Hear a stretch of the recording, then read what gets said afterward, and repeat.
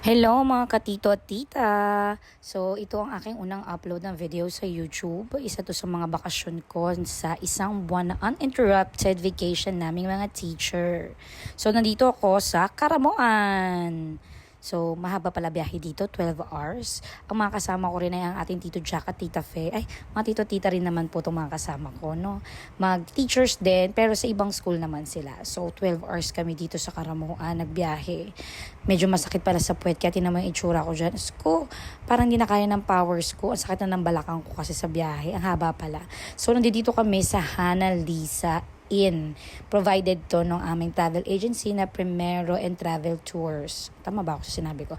Oo, yun yung pangalan nun. So kasama na ang meal sa aming package. Kaya kung makikita nyo, kompleto yung pagkain namin. So dahil tanghali na kami dumating, short trip, island hopping ang activity namin for today. Pero half day lang to kasi nga halos kalahati ng araw nagbabiyahe din kami. Sobrang tagal. So, syempre, ang ganda ng Caramoan, ang linaw ng tubig, diba?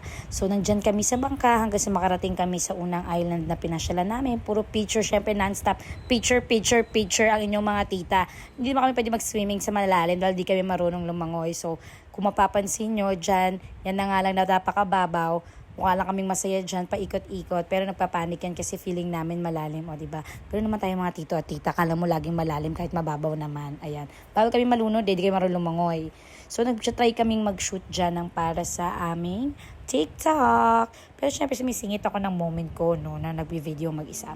Tapos ito namang si tita nating Fe, gusto niya talaga na umakyat dito kasi ito daw yung ayon sa kwento, may dalawang bangus sa kabilang side na kung saan hindi sila pwedeng mapaghiwalay at bawal hulihin. So, nakikurious syempre yung mga turista, kaya gusto nilang makarating dun sa kabilang side. Pero kailangan mong dumaan dyan, nakikita nyo yan? Ayan, aakyat ka dyan. Ayoko, no? Pututulis yung mga bato. Ayaw namin ni Jack. Sabihin nyo naman kaming ay mga arte. Pero, hello, tito, tita. Pero malakas sa loob sa amin ay si Fe. Kasi alam nyo na, pinakapayat yan sa amin si Fe. At siya yung pinakamagaan. So, gusto niya talaga makita yung mga bangus.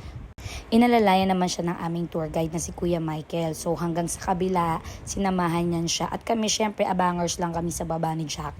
Habang nagsiswimming kami sa tubig. Alam nga namang sa sun, diba? So, nagstay lang kami sa tubig habang inaantay namin bumabayan si Fe. Medyo matagal siya doon. Ewan ko kasi kailangan mag-picture ka pa tsaka aabangan mo yung dalawang bangus. O basta merong history yon. Pag nakapunta kayo dyan, maririnig nyo rin yung kwento ng dalawang bangus. Successful naman siya, kaya after niya, pagbaba niya, ayan, nag-try kami mag-shoot ng aming pwedeng ipang TikTok. Ayan. Pero lagi kami nagkakamali. So, paulit-ulit kami. So, hindi sapat. So, isa pa. Ayan. Another one. Pak. O, syempre, kailangan may sarili din ako moment kahit negrita na tayo dahil lagi tayo nasa tubig.